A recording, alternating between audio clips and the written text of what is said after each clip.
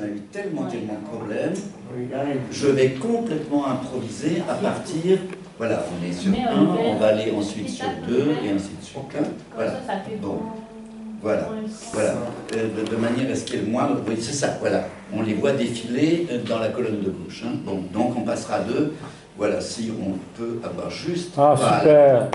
Merci, merci. Bravo, bravo. Bon, oui, parce que sur Paul Klee, c'est en l'espace de quoi, d'une grande semaine, disons ma 3e intervention, sur des sujets légèrement différents chaque fois. Et donc j'avais constitué cette documentation qui puisse servir, quel que soit le sujet. Et pour vous, j'avais proposé, parce que c'était au fond une question qui me préoccupait beaucoup chez lui, de la manière dont il cherchait à unifier à la fois dans sa pratique créatrice et dans sa personne, un triple talent créateur, qui était à la fois celui d'un poète, celui d'un musicien et celui d'un peintre. Et donc, oui, ça m'intéresse. Et alors, celui-ci, au fond, j'avais proposé pour une entrée, c'était pour un public de gens pas du tout initiés.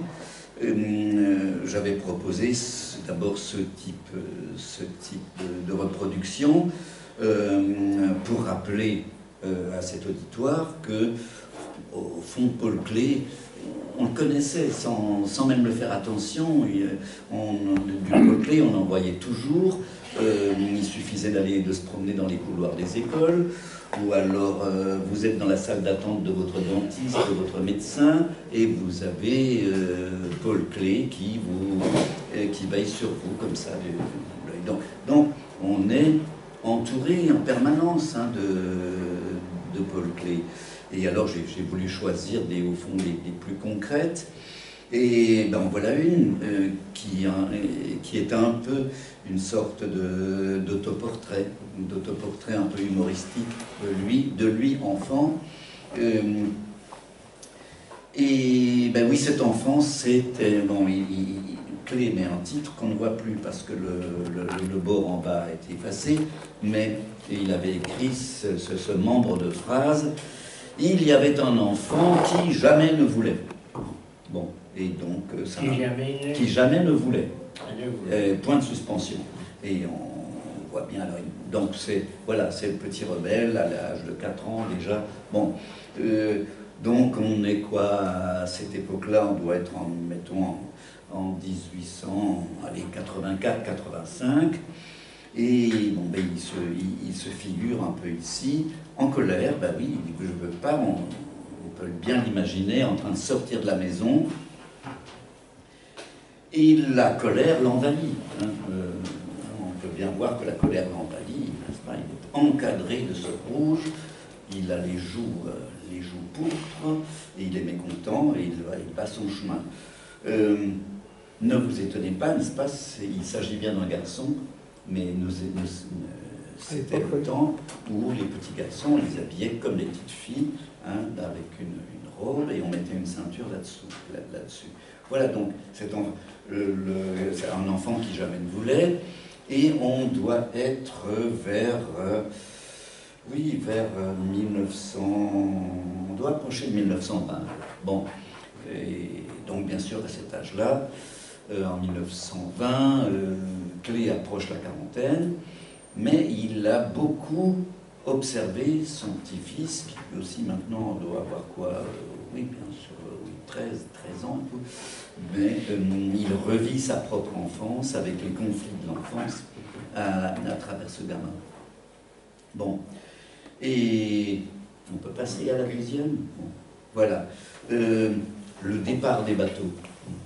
Le départ des bateaux, là on est au début des années 20, et j'avais également choisi ça pour rappeler au public que chez Paul Klee, il y a ce côté à la fois comment dire, constructiviste, puisque là, nous sommes à l'époque où Paul Klee est maintenant une célébrité.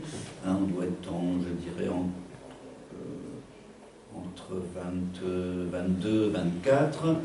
Il est une célébrité. Il a été enrôlé par Kandinsky dans le fameux institut, l'école d'architecture du Bauhaus, où donc il est entré en tant que maître pour la peinture. Et donc il est intégré dans cette école, hein, qui est une école pour architectes, pour designers, une école où donc il s'agit de pratiquer comment dire, à la fois un artisanat et un art qui aille dans le sens de la construction moderne, internationale. Et donc on voit Klee s'appliquer à la fois à cet art constructiviste, tout en s'en écartant, tout en s'en échappant, parce que en même temps que il y a construction, il y a aussi jeu de construction enfantin, et que l'on peut bien observer ici. Départ des bateaux, mais disons tout de suite, hein, parce qu'on ne sait jamais, puisqu'il faudra rendre cet appareil. Donc je profite de toutes les occasions qui se présentent à moi. On voit bien dans quel sens vont les bateaux, hein, ils vont bien vers la gauche, et cependant la flèche rouge, elle va bien vers la droite. C'est le vent. Voilà, courant, contre-courant. Contre-courant. Voilà. Bon. Ce qui sera d'ailleurs un des grands principes, comment dire, philosophiques et esthétiques de Paul Klee. Un mouvement suppose un contre-mouvement, suppose son contraire, et là d'ailleurs on peut tout de suite prévoir que Paul Klee va un peu aussi à contre-courant de la modernité, qui, elle, ne voit que le mouvement que dans un sens, que dans un seul sens.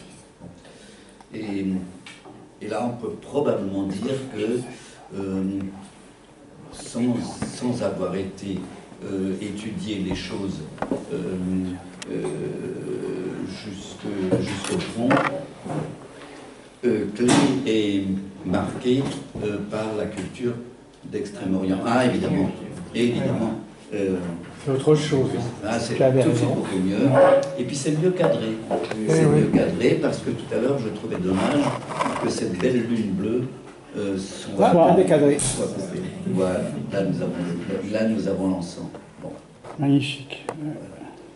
Ah, je me souviens, c'était pas à propos de ces efforts-là, ni de cette peinture-là.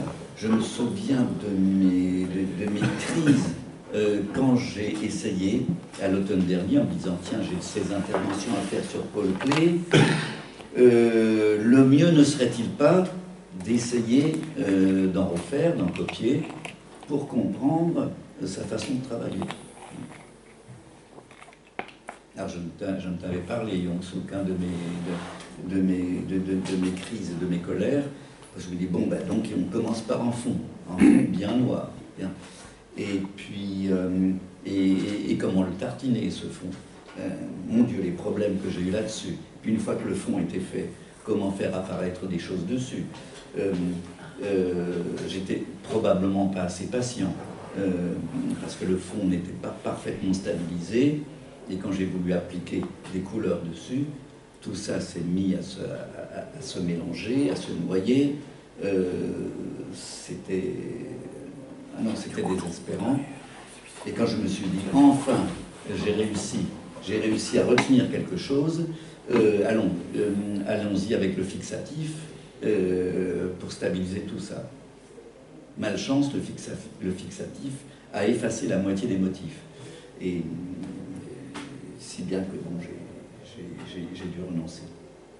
Bien, donc tout cela pour dire que ce fond noir, qui est une particularité aussi,